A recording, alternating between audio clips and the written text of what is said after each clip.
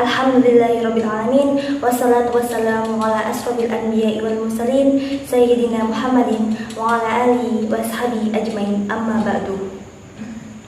Alhamdulillah, segala puji bagi Allah Subhanahu wa Ta'ala yang Maha Pengasih dan Maha Penyayang, yang membalas doa hamba-hambanya apabila kita berdoa dan mengingatnya. Salawat serta salam tak lupa mari kita junjung tinggi kepada baginda Nabi Muhammad SAW bersama ahlul baitnya, juga kepada guru-guru kami, orang tua kami, saudara kami, pemimpin-pemimpin kami, muslimin dan muslimat yang terdahulu juga yang akan datang. Yang terhormat Bapak Ahmad Fauzan Pujianto, MAG, selaku dosen pengampu mata kuliah ilmu dakwah, dan para teman-teman yang dimuliakan Allah Subhanahu wa Ta'ala. Dalam kesempatan ini, perkenalkan nama saya Sofia Putri Anggraini dengan NIM 2110302. Assalamualaikum warahmatullahi wabarakatuh. Waalaikumsalam warahmatullahi wabarakatuh. Di sini saya akan menyampaikan satu tema dan isu yang diangkat, yaitu tentang kewajiban menuntut ilmu. Sekarang saya tanya kepada kalian, apa sih yang kalian ketahui tentang ilmu dan fikih? Iya, silahkan. Kalau menurut saya, ilmu itu adalah sebuah sifat yang menjelaskan lebih jelasnya sebuah pengertian. Sedangkan fikih itu cara untuk mengetahui ilmu tersebut secara lebih rinci dan detail. Oke, baik, sudah benar. Saya akan mengulang kembali jawaban Mbak Aufa. Pengertian ilmu adalah suatu sifat yang dapat menjadikan jelasnya sebuah pengertian bagi pemiliknya. Sedangkan fikih adalah mengetahui ilmu secara rinci. Menurut Imam Abu Hanifah rahmatullah alaih berkata, fikih adalah mengetahui kebaikan dan kejelekan yang bermanfaat dan yang membahayakan diri sendiri. Dan beliau juga berkata, tujuan ilmu tiada lain selain untuk diamalkan, dan mengamalkan ilmu adalah meninggalkan urusan duniawi demi mendapatkan kebahagiaan ukhrawi. Maka bagi manusia hendaknya jangan sampai lupa diri dari mengetahui kelemahan, kefakiran serta kefanaan dirinya, dan hendaknya ia mengetahui hal-hal yang bermanfaat dan yang membahayakan dirinya di dunia dan di akhirat. Lalu ia mengajarkan apa yang bermanfaat dan menjauhi apa yang membahayakan dirinya, agar akal dan amalnya tidak menjadi hujah sehingga dapat menambah siksa baginya. Kami berlindung kepada Allah dari murka dan siksanya. Sungguh banyak ayat-ayat Al-Quran dan hadis-hadis sahih yang masyhur yang telah menjelaskan tentang keagungan ilmu dan keutamaannya. Begini teman-teman, kita itu harus yakin dan sadar akan pentingnya ilmu itu sendiri. Karena kalau kita hidup tanpa ilmu, bagaikan dunia yang hampa, sebab ilmu itu sesuatu yang penting, sangat berpengaruh dalam hidup kita. Kita sebagai manusia diberikan akal oleh Allah Subhanahu wa Ta'ala, dan kita wajib untuk mencarinya. Hal itulah yang menjadikan manusia berbeda dengan makhluk lain. Manusia diberi nafsu, hewan diberi nafsu. Kalau manusia tidak memiliki ilmu, maka tidak ada bedanya dengan hewan. Bahkan derajatnya bisa jauh lebih rendah daripada hewan. Nah, di sini saya akan bertanya kepada kalian, siapa tahu ada yang tahu tentang hadis menuntut ilmu? Saya. Ya, silahkan. Ini Dia berbunyi gimana, Mbak? Ini menurut saya yang saya hafal. Bismillahirrahmanirrahim. Qala Rasulullah sallallahu alaihi wasallam, "Talabul ilmi fardhatun 'ala kulli muslimin wa muslimat." Yang berarti Rasulullah sallallahu alaihi wasallam bersabda bahwa menuntut ilmu itu adalah kewajiban bagi setiap muslim laki-laki dan juga muslim perempuan. Bisa dijelaskan apa maksud dari hadis itu? Kalau menurut pandangan saya, hadis tersebut, bayan dari hadis tersebut menerangkan bahwa setiap muslim laki-laki dan muslim perempuan atau yang disebut muslim dan muslimat itu tidak diwajibkan menuntut berbagai macam ilmu. Akan tetapi mereka itu hanya diwajibkan untuk menuntut ilmu hal. Apa itu ilmu hal? Ilmu hal itu ilmu usuluddin dan juga ilmu fikih.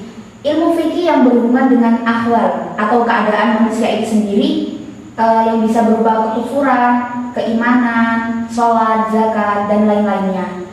Sebagaimana juga yang dikatakan oleh para ulama, sebaik-baik ilmu adalah ilmu hal dan sebaik-baik amal ialah yang memelihara hal. Sudah benar jawab dari Mbak Aufa, tapi saya akan menambahkan kembali dan mengulas kembali jawabannya. Jadi, setiap muslim wajib mempelajari ilmu, sesuatu yang akan dikerjakan pada setiap keadaannya.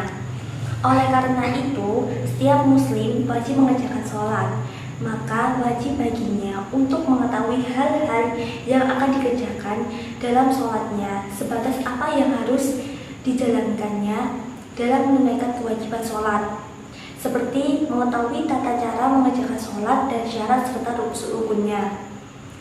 Dan bagi setiap muslim wajib mempelajari ilmu sesuatu yang berhubungan dengan suatu kewajiban, karena sesuatu yang menjadi perantara untuk melakukan kewajiban atau mempelajarinya atau perantara tersebut hukumnya wajib, seperti wudhu. Begitu pula tentang puasa dan zakat. Jika ia memiliki harta, haji, ia telah berkewajiban menunaikan haji. Dan tentang jual beli jika ia sebagai pedagang. Muhammad bin Al-Hasan rahmatullahi alaih pernah ditanya, mengapa Tuhan tidak menyusun kitab tentang zuhud? Nah, beliau itu menjawab, aku telah mengarang kitab tentang jual beli.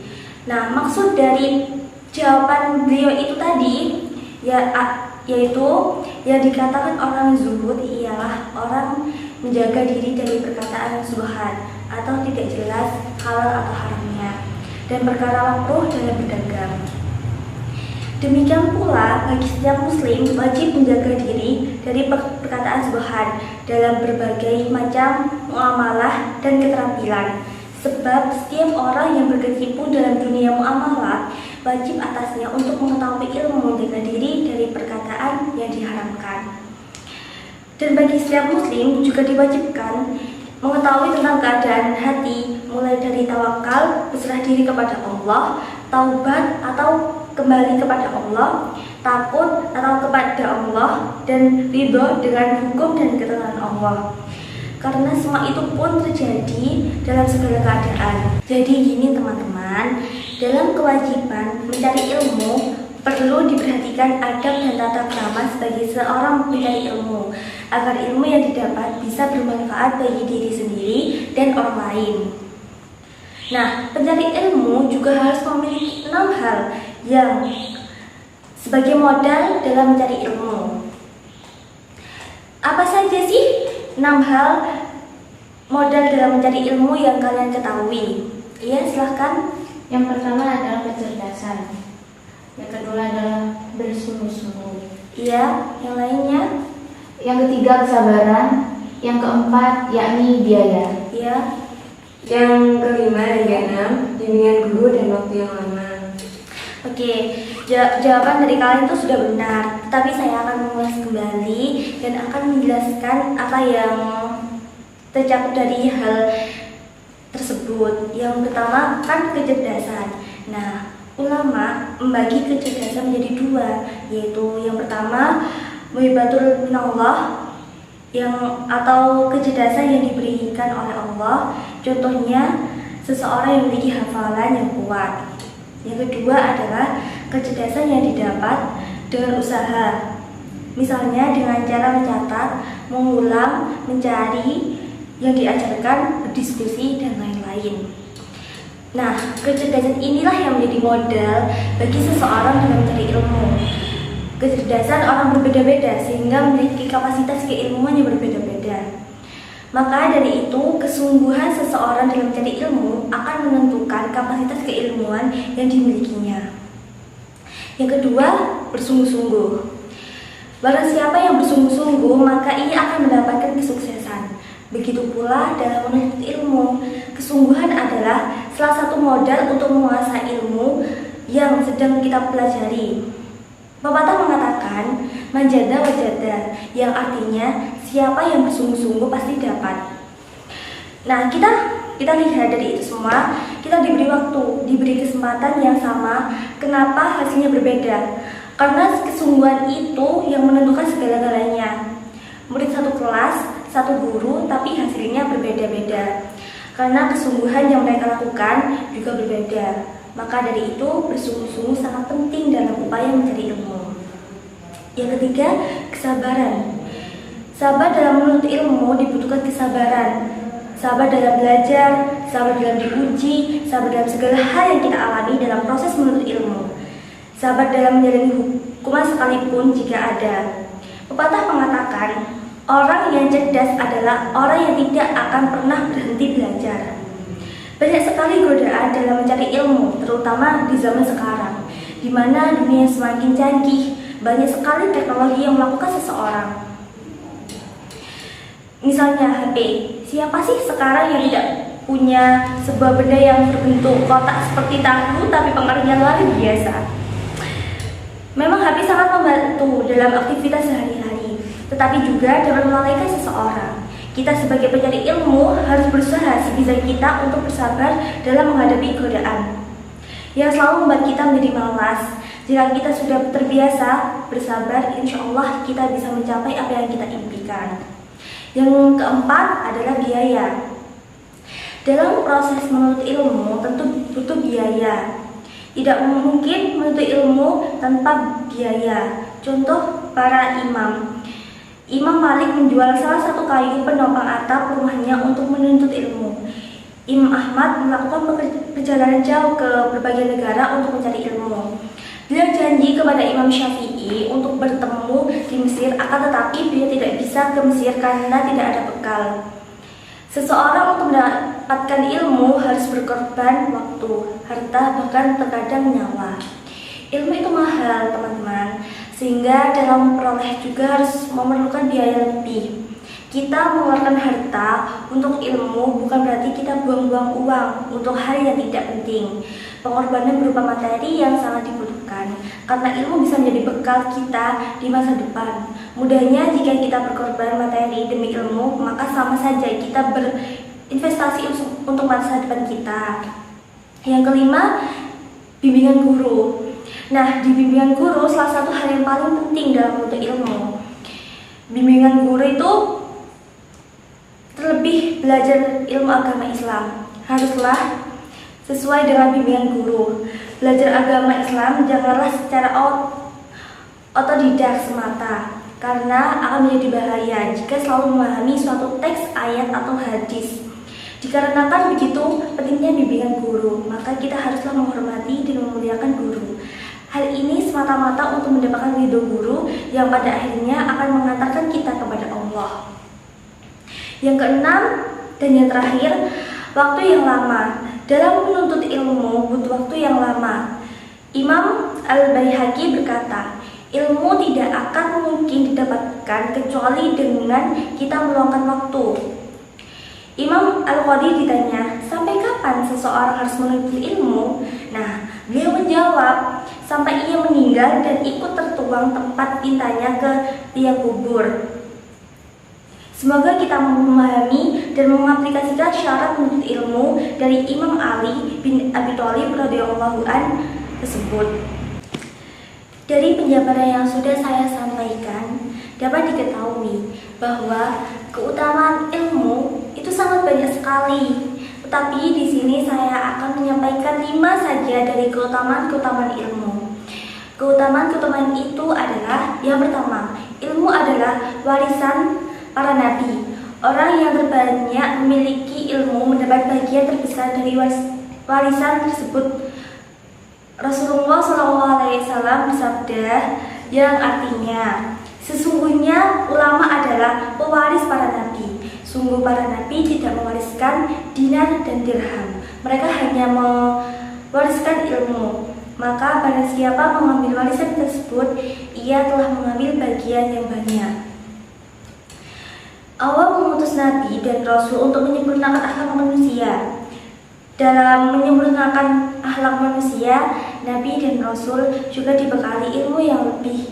Karena dalam membimbing umatnya banyak sekali persoalan-persoalan yang muncul di tengah-tengah masyarakat. Persoalan-persoalan itu dapat diselesaikan lantaran Nabi dan Rasul dibekali keilmuan yang dapat memecahkan persoalan itu. Yang kedua, Allah Subhanahu wa taala memerintahkan Rasulullah SAW untuk meminta kepadanya agar ditambahkan ilmu. Allah Subhanahu wa Ta'ala berfirman yang artinya, dan katakanlah wahai Muhammad, Tuhanku, tambahkanlah kepadaku ilmu. Quran Surat Toha ayat 114.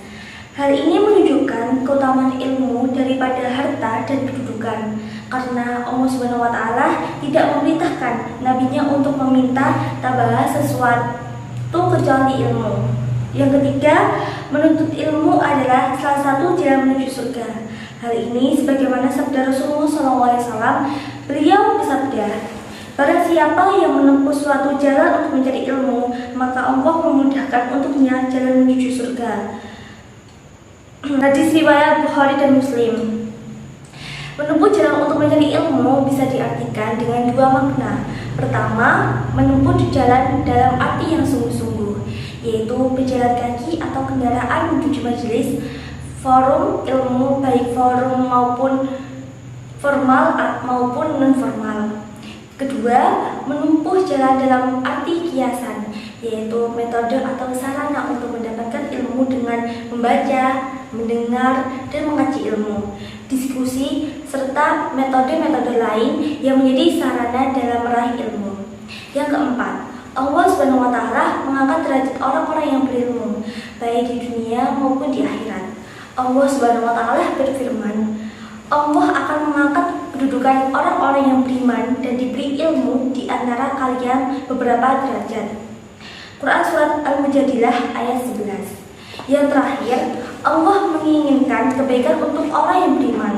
Rasulullah SAW bersabda, siapa yang Allah kehendaki kebaikan baginya, Allah akan memahamkannya dalam agama. Hadis riwayat Bukhari dan Muslim. Ilmu, keutamaan ilmu, belajar Al-Mujadilah adalah penyampaian singkat tentang kewajiban menuntut ilmu yang bisa saya sampaikan pada kesempatan kali ini. Semoga kita semua bisa terus belajar tanpa merasa malas, sehingga kita bisa merasakan nikmatnya menuntut ilmu. Akhir kata, semoga penyampaian singkat ini bisa mengingatkan kita akan pentingnya menuntut ilmu tersebut. Wassalamualaikum warahmatullahi wabarakatuh. Waalaikumsalam warahmatullahi wabarakatuh.